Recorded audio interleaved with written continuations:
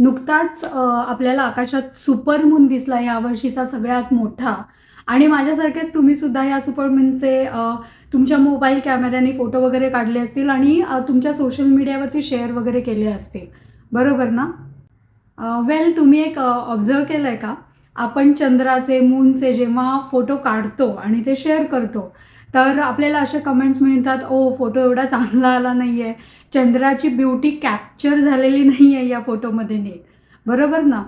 Actually तसं बघितलं तर चंद्रावरती एवढे डाग आहेत, एवढे खड्डे आहेत, चंद्राचा आकार लहान मोठा होत असतो.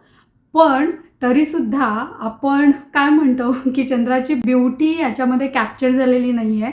आपण चंद्राला दोष देत नाही, आपण कॅमेऱ्याला दोष देतो. ह्या इम्परफेक्शन्समुळेच चंद्र आपल्याला स्पेशल वाटतो, बरोबर ना?